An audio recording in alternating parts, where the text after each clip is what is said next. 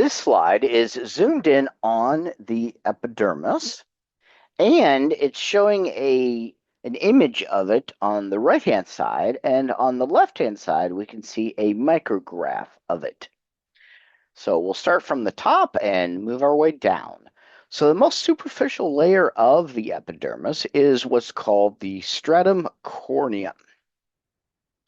And since it's the most superficial layer, it's made up of 20 to 30 layers of dead cells, essentially flat membranous sacs filled with keratin. And there's glycolipids in the extracellular space, which are important for the waterproofing characteristic of the epidermis. The next layer that's deep to that is the stratum granulosum. And it's about 1 to 5 layers of flattened cells. The organelles are deteriorating, and the cytoplasm is full of lamellar granules, which release lipids, and keratohyalin granules. And again, those lipids are very important for waterproofing. The next layer down, the deeper layer, is the stratum spinosum. It's several layers of keratinocytes united by desmosomes. Remember the desmosomes you learned about in chapter 3, and it's found in the skin for the purpose of preventing cells from ripping apart. It has thick bundles of intermediate filaments made of pre-keratin. Then finally, the deepest layer is the stratum basal. It's one row of actively mitotic stem cells, so some newly formed cells that become part of more superficial layers, and there are melanocytes and other tactile epithelial cells as well. Now, what you've seen here are 4 different layers. And those 4 different layers are present in thin skin. So the way I recommend remembering these is to use a mnemonic. Just use the first letter of each of these layers, which would be C, G, S, B. So we could remember something like come, get, sun, burnt. Or there's other memory tricks that you can remember as well. So in thick skin, we have an additional layer. And thick skin is going to be in our palms of our hands and the soles of our feet. So it has 5 layers. So it has the corneum, it has a layer called the lucidum, granulosum, spinosum, and basal. So all we're doing essentially is seeing another layer that's inserted here, which is the lucidum. So maybe a way to remember this is come, let's get sunburned. But again, it doesn't matter what memory trick you use, as long as it helps you to remember the layers from either from superficial to deep or deep to superficial. So let's say on the exam I said that a nail went through the sole of the foot. Which name the layers of the epidermis from superficial to deep? And you would be able to do that now according to what you just saw on this slide. So on the right-hand side here, we're going to see an image, not a micrograph. We have lots of keratinocytes. We still have the same descriptions. And this is still thin skin, just like the micrograph was on the left. So it has 4 layers. So most of the epidermis is really keratinocytes. And dermatologists will actually refer to them as such, as keratinocytes. Also found in the deeper part of the epidermis are dendritic cells, which are these immune cells, tactile epithelial cells, which are also called Merkel cells. And you can see that they are attached to a sensory nerve ending, which is in the dermis. So this would actually be part of the dermal papilla, which we're going to talk about next.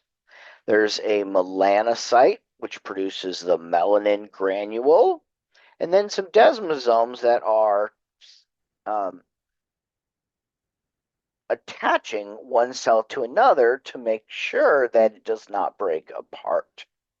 The next layer of the skin is the dermis, so it's the second major region containing strong, flexible connective tissue. And the cells include fibroblasts, macrophages, occasionally mast cells, and white blood cells, which are a lot of immune cells. And remember, we can have immune cells because the dermis is vascular. So the epidermis is avascular, but the dermis is vascular. So this is showing the entire epidermis with all the layers.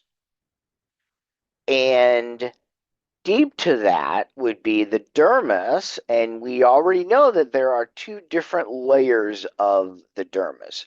If we zoom in here, now that you are trained histologists from chapter 4, you can see a difference between this tissue and this tissue.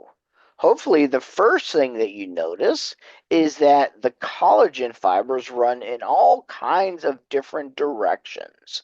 And that would be because it's dense, irregular connective tissue. So the density of the reticular dermis is around between 70 and 80%. Sometimes it's even a little higher. But it's definitely the most significantly thick portion of the dermis.